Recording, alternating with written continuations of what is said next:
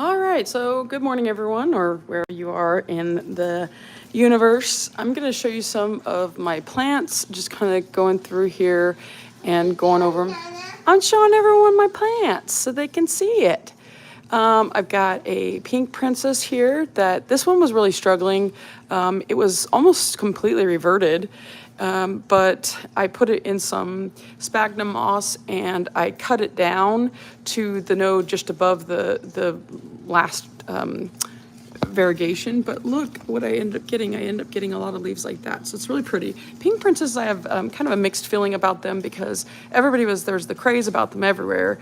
And I think that now it's just like they're just every single place in the universe. But you know, if you've seen the reverted form, it's really pretty. So it's definitely something that I think that I have more of an attachment to it because of the fact that I helped to make it become a lot healthier than it was in the beginning. So more than just because it's a pink princess.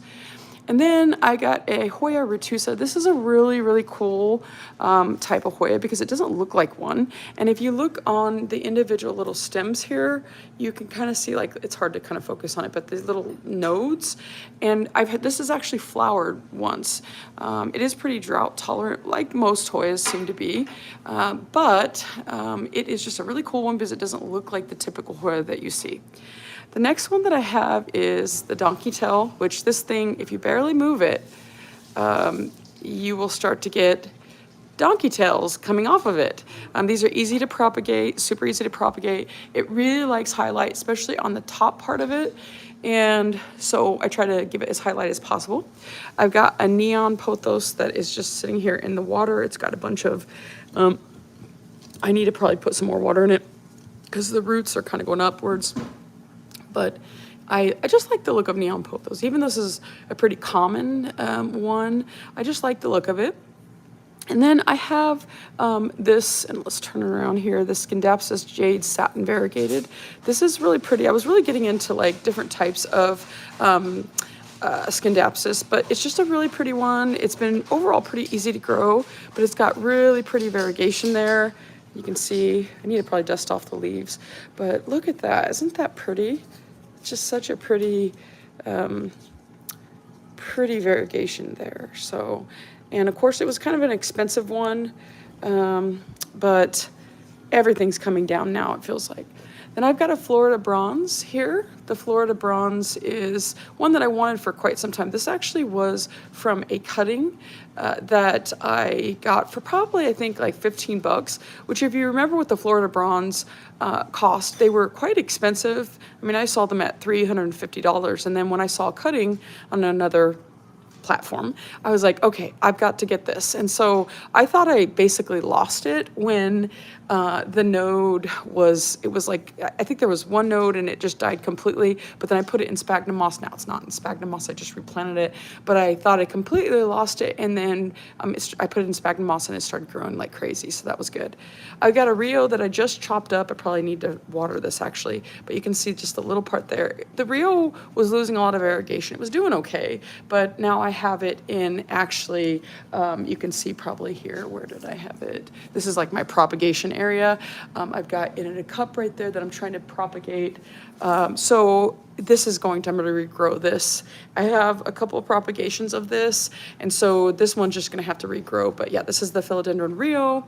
Then I've got a variegated, I love this one, Tetris Sperma, Rhaphidophora Tetris Sperma. It's absolutely beautiful. Look at that, look at that, look at that.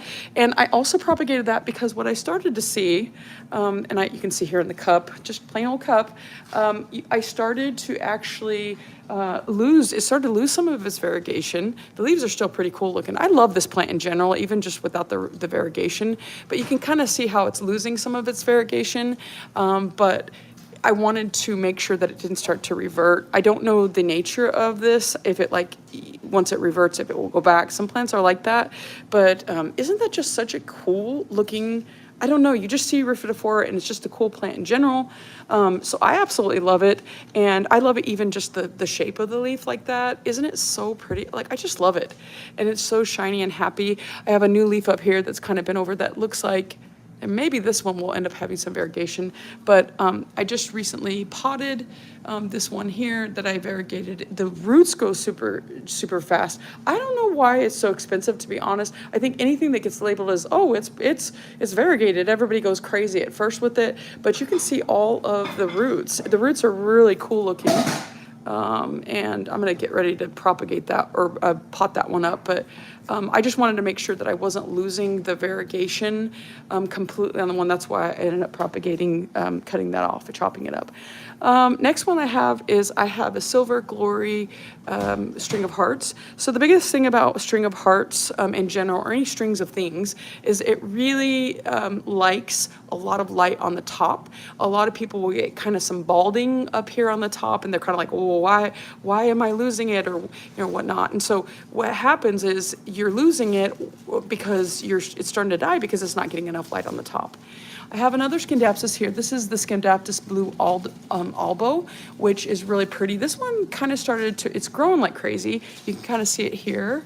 I don't know why they call it a blue albo, but it's starting to lose some of its reverting on the later ones. What I'm going to probably do is I'm probably going to go ahead and cut all this. I don't know if I'll see any variegation from that at all, but we'll see. I've got a crystal here. Looks super pretty. Love that. What else do I got here? So here I got, in fact, I'll just bring this over here for you guys so you can see kind of what I've got in the little dome of propagation. Hopefully I can open it up. So this is kind of cool because this is a splendidum. If you know about splendidums. This has, honestly, you can see the growth points there. This is probably one of the hardest plants. I have about 2,000 plants, and this is the hardest one. Well, one of the hardest ones. And I thought it completely died. And then I would not give up on this little tiny chunk here. And then now, probably about 6 months later, look what I've got. And I just keep it in sphagnum moss. Every now and then, maybe twice a month, if that, I kind of moisten the sphagnum moss. But this is just basically just like a little banana split from Brahms. I don't know if you guys have that from Brahms. And it is a little dome, banana split dome. So I just kind of keep it in the light, and it's doing great. So, and then what else do I got here? So everybody wants to know always about the Macada. So this is actually a propagation, which I probably need to I need to water this soon here, but this is a propagation that I just planted in just some peat moss. I like to, and I don't know if you guys do this, let me put this out of the way here. I like to put some kind of clear container underneath, because what I have found with any plant is that when there's some water underneath in a clear container, whether it's a cup and you have the pot on top, it's almost like that humidity causes the roots to start growing faster. At least that's what I've noticed, and I've noticed healthier plants because of that. So it's an extra source of humidity, just like if you had like a little pebble pot. But this is the Macada. I did do a video on the difference between an angelweed begonia and a Macada. They are different plants, and so even though they're in the family of begonias in general, a lot of people don't realize that they're actually different plants. They think they're the same. The Maculadas, the spots are more defined, and usually the stem is a lot longer than the angelweed begonia. The angelweed begonia, I have some downstairs. They're both easy to propagate, but these will get a lot taller than the angel. Well, hi, you guys say hi to everybody. Hi. The angelweed begonia usually is a lot, the angelweed begonia, it usually has like a red underside. This one has more of a green. It's shorter on the angelweed, and then the spots are not as well defined on the angelweed begonia. So the Macada you can see here, they're really silvery. They're more defined. My husband used to say that this looks like it's got some kind of disease. I don't think it has. To me, it doesn't look like that. I find it absolutely just the prettiest looking. I don't know. I love it. Converted. He's converted though. He likes it now. And so if I can remember correctly, I think that these sometimes the leaves on the Macada are a little bit different shaped than the angelweed begonia. And then I feel like there's more almost like a brownish burgundy color with the angelweed begonias. So that's kind of the difference between them, but they're both super easy to, and they both flower, obviously, most plants do. They both are super easy to take care of, and this is probably the harder one of the two, but they're easy to propagate as well. So anytime that I always tell people that anytime that you have a hard time with a plant, if you have some extra nodes, cut it and try to propagate it. I have a Polypoetance up here, which if you are familiar with Polypoetance, I've never understood why these are so expensive. I got mine for $300, but they used to run for like $1,000, which is kind of crazy if you think about it. This is kind of hard, to be real honest, to propagate though. I probably need to take care of this a little bit better on that one, but I'm gonna I have one downstairs that I propagated, but I had like 5 that I tried to propagate, and it seemed like it took forever to propagate.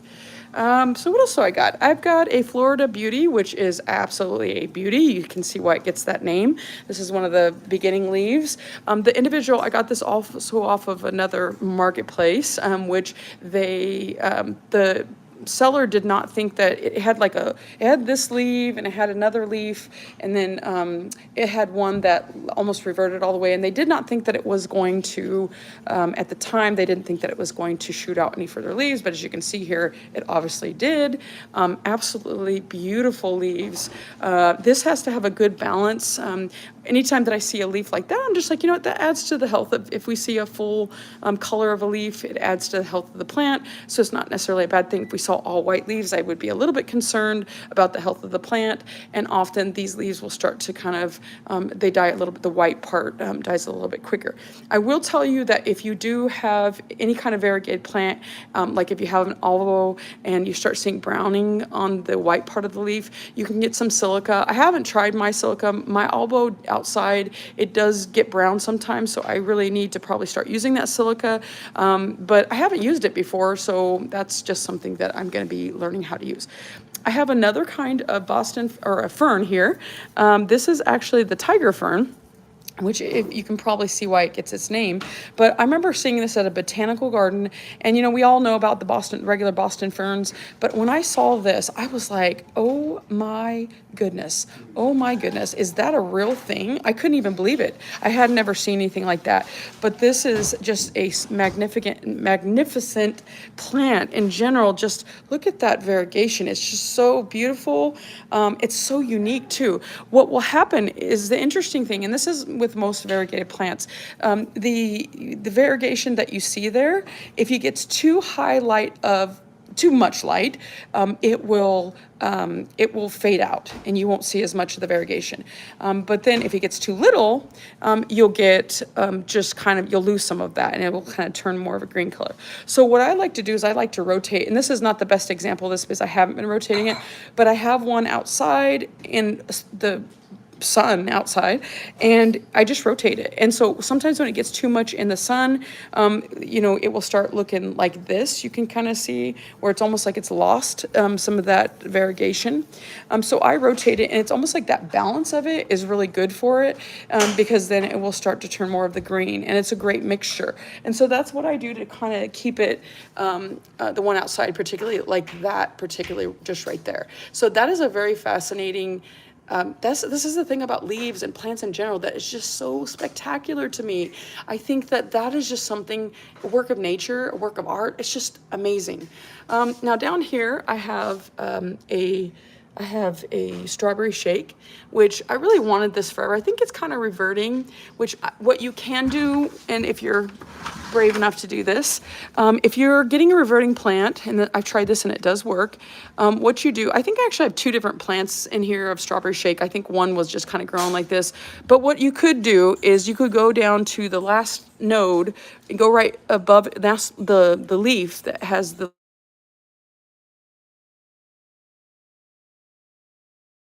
cut right above that variegation. And then what will happen is, I've done this on the Pink Princess, and I think my life stopped maybe. So, but I wanted to show you guys some of my plants, and that is it for now.